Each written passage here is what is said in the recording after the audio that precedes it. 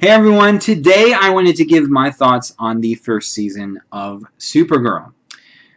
So I did, uh, a while back, I did a reaction video to the initial trailer for Supergirl. And I was a bit worried, because it definitely looked like the show wasn't directed at me. It was more directed towards younger people and in general, and really more towards younger women, which honestly is fine. I was going into it really thinking that it was going to share a lot of elements with The Flash, in terms of tone. It was going to have a strong family element. They're going to have fun and also some love triangles probably, and insert bits of drama in there as well. And in a lot of ways, it is. It is very similar in tone to The Flash. Although, if you want to call Flash a family show, which I think in many ways it is, Supergirl is much more of a family show, and it took me a while to get that. They're trying to appeal to a wider audience, um, in terms of people that don't like comic book shows. This is more of a kind of, they get you on the family elements and the hope that Supergirl represents. So it really took me a while to understand that that's kind of what they were going for. It was more for a Lois and Clark type feel, but for it to be more more comic book focused than that show, and of course have better special effects. Um, but yeah, it took me a while to realize that, and once I did, I started enjoying the show more. But I'll say from the very start, Melissa Benoist is phenomenal in the role of Supergirl. She does a great job of making the character feel very well rounded, and that may be in the writing too, but yeah, I mean, the whole cast is really good.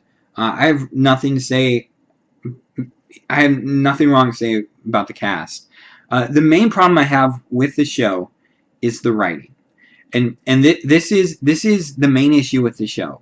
The writing is incredibly inconsistent.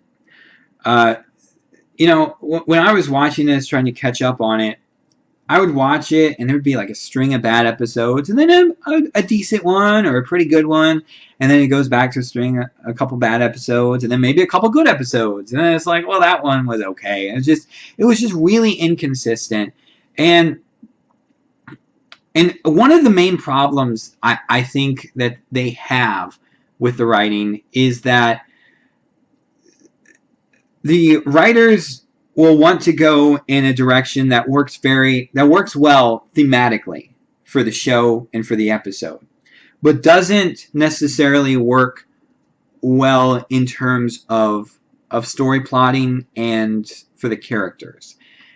But they'll go in that direction anyway, and sometimes it feels forced, and it's like, and the like the one episode they took from a Superman comic storyline, for the girl who has everything. That episode, which was an okay episode, but it could have been so much better. But they had to weave it in with the other characters, with her Earth family, and thematically it made sense, but the way they pulled it off, it didn't work for me. And it could have been a lot better than what it was. And the finale I thought was decent. And this is spoilers for the finale, but I mean it's over, said and done now. So that she gets through this Kryptonian mind control with doing a television broadcast of getting people to hope again. I mean, just because of what she stands for is hope, and that was super cheesy. The show is super cheesy, and some people will like that, and I kind of do, but it does become a bit grating when it comes to. I mean, like is kind of the problem that I have with Flash and Arrow. At times it can be cheesy. Supergirl can be super cheesy. And no pun intended, but I mean, it can be really cheesy. And, oh god, another issue that I think they're going to have a problem with, you know, because they can't do Superman on TV. You know, Warner Brothers and DC, they want to save Superman for the big screen. I can kind of understand that. But for Supergirl, when her origins are so connected with Superman, you know, they had to have at least the idea of Superman on the show. And the problem has become, well, if Supergirl gets in over her head, she can just call up Superman and he can come in and help and save the day. But since they can't show Superman, or actually have, you know, him as a big part of the story, they're going to have a lot of, oh, well, Superman's off-world right now. He can't come and help. Or, you know, Superman's busy fighting Lex Luthor, or something like that.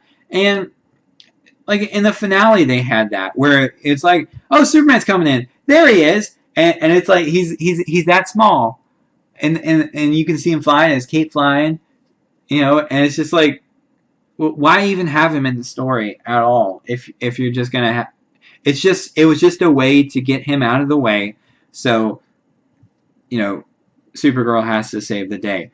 And that's going to be a problem going forward if the show goes forward. The show, as of the time I'm doing this video, has not been renewed. Personally, I think it probably will for a second season. But unless the writing improves and the show becomes more solid, I don't think it'll return for a third season. I honestly don't.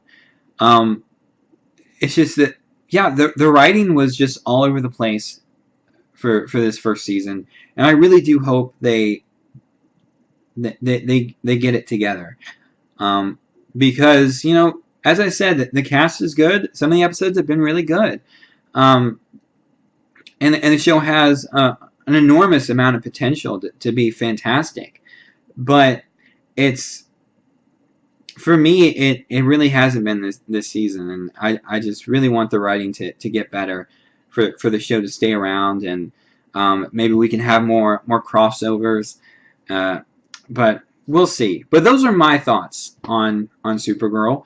What are yours? Definitely let me know in the comments below, and as always, like the video, share it, and subscribe. Till next time.